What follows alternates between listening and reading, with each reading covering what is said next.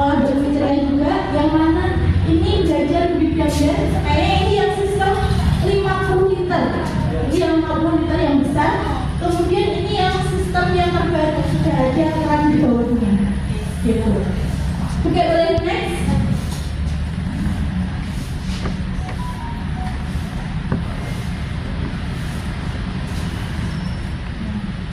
Nah, tadi budidaya ikan dalam ember sebenarnya itu adalah salah satu pengembangan dari aquaponik. Kalau aquaponik kan biasanya di kolam, gitu ya, di kolam air. Kemudian ada ikannya. Nah, yang sebelah itu biasanya. Tapi kalau ini, gitu kan, atasnya ada tanamannya, tapi dia tidak usah memakai tambahan lainnya, karena pupuknya udah berasal dari kotoran. Iya, kotorannya kembali. Udah boleh next.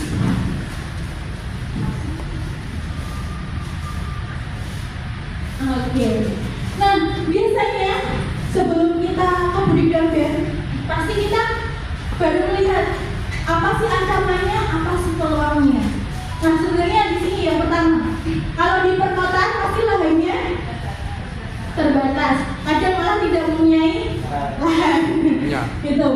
Depan rumah sudah jalan, kadang kayak gitu.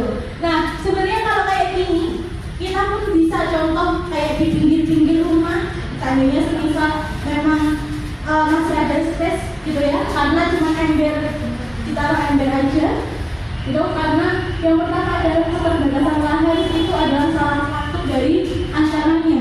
Ada kan contoh kalau budidaya gitu ya, atasnya pasti ada sayur atau tanamannya, pasti membutuhkan cahaya atau membutuhkan sinar matahari. Nah, kalau semisal Mbak, rumah saya itu nggak ada tempat untuk yang ada cahayanya, tempatnya, terus gimana? Nah, sebenarnya gitu ya, minimal kalau semisal di budidaya itu adalah 4 jam atau 5 jam terkena sinar matahari. Selebihnya kalau semisal memang pagi aja kena sinar matahari, siang nggak kena, sore nggak kena, itu masih aman. Kalau nggak siangnya aja yang kena, sore, pagi nggak kena, itu masih aman. Tapi kalau semisal dari pagi sampai sore tidak kena, itu yang bahaya, gitu ya. Kemudian kualitas dan kuantitas air. Nah, bapak-bapak di rumahnya pakai PDAM atau air sumur? Double ya, 2. Artetis. Campur.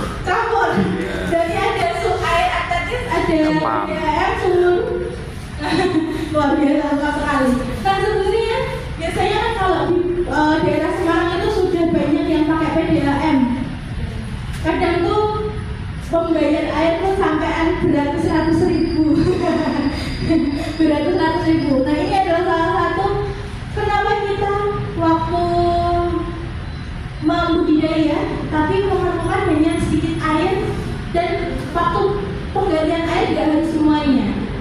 Itu adalah budidaya. Jadi sebenarnya ini adalah ancaman karena kita kekurangan air yang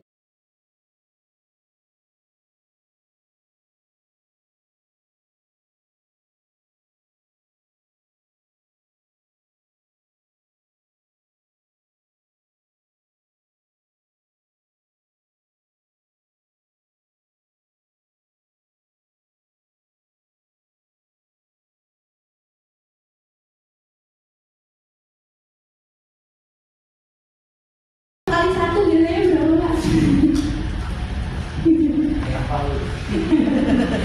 Nah, biasanya kalau kita pakai kolam, gitu ya, kita pakai kolam, biasanya kan kita harus membeli semennya, membeli batanya, terus membeli pasir dan lain-lain.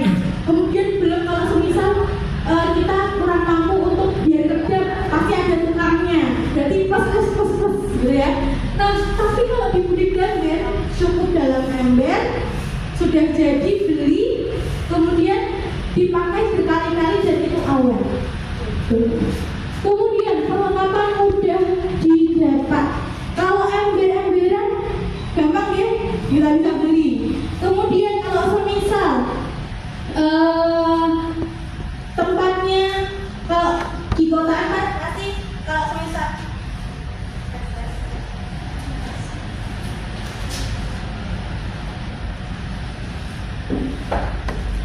Oke. Kalau semisal di perkotaan, kalau kita pakainya kolam-kolaman bisa dipindah nggak Pak? Bisa dipindah nggak? Kolam-kolam nggak bisa. Tapi kalau ember, tinggal kita pindah. Semisal ada acara, mau awalnya ditaruh di depan rumah, ada acara, wah nggak ada tempat ini, bisa dipindah. Tapi kalau kolam tidak bisa dipindah. Kemudian budidaya dua komunitas. Nah sebenarnya kalau di kolam juga bisa dua komunitas, yaitu sistemnya sistem apung. Tapi kalau semisal sistem apung, yang pertama tadi tempatnya tidak bisa dipindah. Sistem apungnya kita membuat lagi biasanya pakai styrofoam. Jadi tambah lebih ribet lagi. Tapi kalau budidaya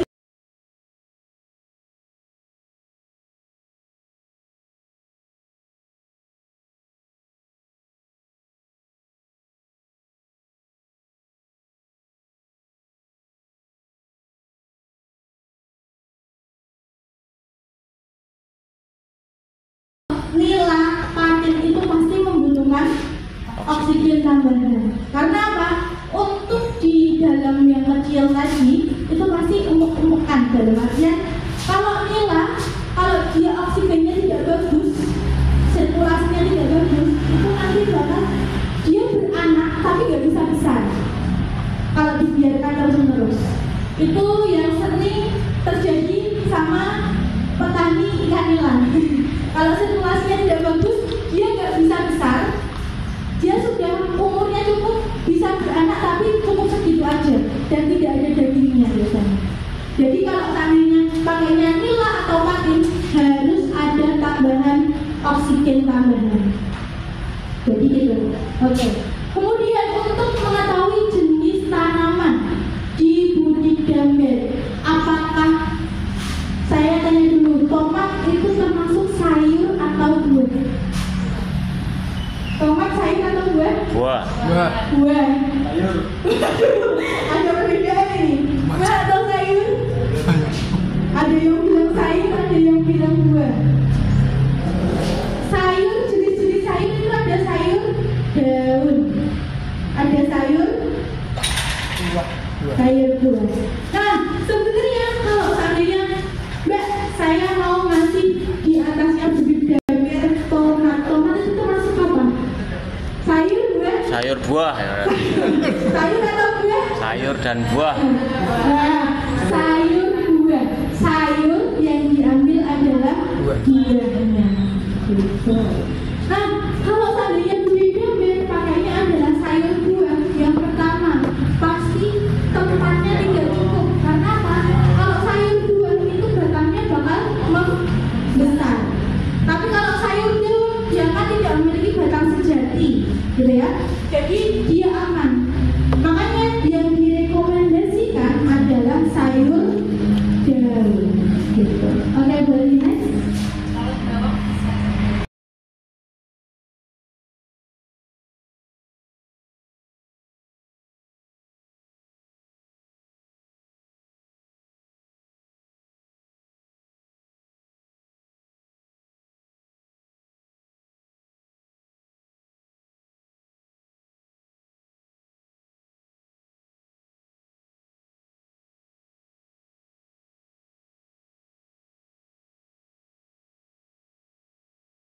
Cukup.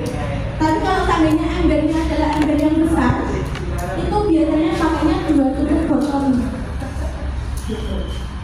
Untuk empat.